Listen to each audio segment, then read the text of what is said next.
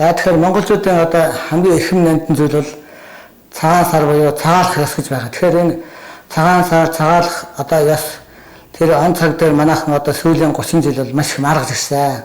Тэгээ энэ одоо тэр одоо ялгааг жинхэнэ мөн чанарыг нь одоо та тайлбарлаж тийм ээ төмөн орныг энэ төрөлөөс нь гаргах одоо арга байна өө.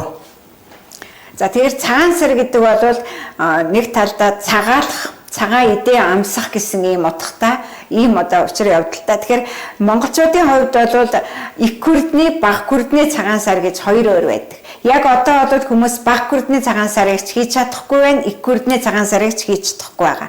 Тэгэхээр бага күрдний цагаан сарыг ихтэй би яриа л да. Бага күрдний цагаан сар бол ерөнхийдөө одоо хоньны ордод зуны одоо хаврын наран тэнцлэр хоньны ордод нар орж ирснээр хойд туулын битүү хагарч одоо эрхэн цаг үед хонь хургалах цагт хоньны одоо уурэг сөвг амсах ийм одоо зарчмаар цагаалах хийдэг ийм цагаан сарыг бол бага күрдний цагаан сар гэж нэрлэдэг. Өөрөөр хэлбэл энэ нь одоо ковидын одоо удмынхны цагаан сар, өвөг дээдсийн цагаан сар бол арай өөр цаг үед болдог. Гитлийн цагаан сарыг хаврын наран тэнцлийн дараа өөрөөр хэлбэл энэ хавар намрын наран тэнцлийн шугамыг бол ерөнхийдөө тэнгэрийн бүс гэж нэрлэдэг. Тэнгэрийн бүс гэж нэрлэдэг. Үүнээс дээш тэнгэрийн орн, үүнээс дээш бол одоо тэнгэрийн дор байгаа орн гэж ингэж үздэг. Тэгэхээр тэнгэрийн бүсэд одоо наран орж ирсний дараа хийх ёстой цагаан сарыг өнөөдөр энэ тэнгэрийн бүсийн дор бар сард одоо хумхийн тоосны ордод хийж байгаа нь алдаатай үйл явдал. Энэ бол 1260 оноос эхэлсэн Ховлын одоо албад иргэдийн Гиттийн одоо Иван гүрний цагаан сар хийжсэн улбанаас үлдсэн ийм явдал байгаа. Энэ бол Гиттийн цагаан сар. Тэгвэл Монголын бага күрдний цагаан сар бол 3 сарын 22-ны дараах одоо цаг үед тохиох энэ одоо мөчлөгт хийдэг ийм цагаан сарыг бол монголчуудын хувьд одоо өөрөөр хэлбэл энэ цагаан сарыг өгөөдөө цагаадаа зүч Батхааны удмынхан хийх боломжтой цагаан сар. Яг Есүгэ Баатар Тэмүжин Өөлөн их энтер хідээ цагаалж исэн бэ гэвэл энэ их күрдний цагаан сар. Өөрөөр хэлбэл энэ өвгдих эсвэл балчир хөвгдөх гэж ингэж одоо хоёр ангилж үздэг. Би энднийг юмыг одоо онцолж хэлэх гэж бодож байна. Хэрвээ бид нэр одоо өнөөдрийн энэ монголчууд энэ жил болоод энэ коронавирусаас болоод хийж чадахгүй болсон энэ хаврын цагаан сарыг одоо загсны ордод, хумхийн тоосны ордод хийж байгаа энэ үйл явц нь юу болдгийм бэ гэхээр энэ нь эцэстээ Мэлхийн орд, Килэнцийн орд, Загсны орд гурыг холбосон 3 хар усны ордын одоо холбоосонд орж байгаа ийм аюултай үйл явдал.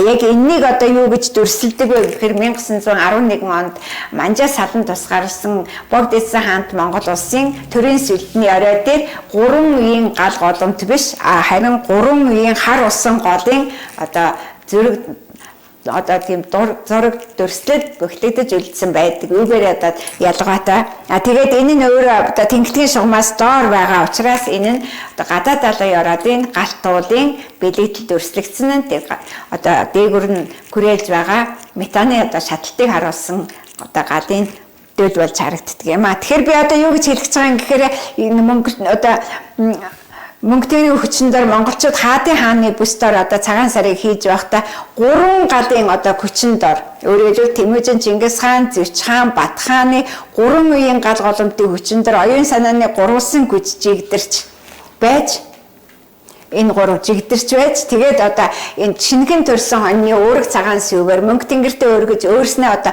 дээжийг нь өргөд өөрснөө ууж цагаалахыг хэлдэг байсан. Гэтэл харамсалтай нь бол одоо Монголын одоо энэ хүндэтгэлтэй их ёсол үйлдэлийг аваачиж одоо буруу цаг үед хийснээр хойд туул нь одоо харанхуу тэнд одоо хаврын наран тэнцлэр одоо битүү хагарч одоо нар ороогүй байгаа үед хийж байгаагаараа хонь мал төлөөгүй харийн ёсоор хар дэлэнтийн цагаан сар одоо хийж байгаа. Энийг зогсоох гэж одоо 2008 оноос эхэлсэн. Тэгээ 2011 онд бид нэр одоо энэ номыг 86 ширхгийг засгийн газрын одоо бүх гишүүдэд Улсын хурлын бүх гишүүдэд засгийн газрын одоо зарим гишүүдэд одоо үнгүй илгээгээд одоо бид нар монголчууд Монголоо мэдхийн тулд 1000 жил хэрэггүй. Бидэнд Монголоо мэдхийн тулд нэг өдөр ч гэсэн хангалттай гэж одоо ингэж өгч явуулаад энэ цагаан сарын ёслыг одоо шинжилж чадаагүй маа. За баярлалаа. Энэ цагаан сарын одоо энэ төрөл боловсон энэ одоо асуудлыг бол маш товч тодорхой он цагийн одоо хэлхээсэнд оруулах сайхан тайлбарлажлаа. Таны ажил амжилт хүсье.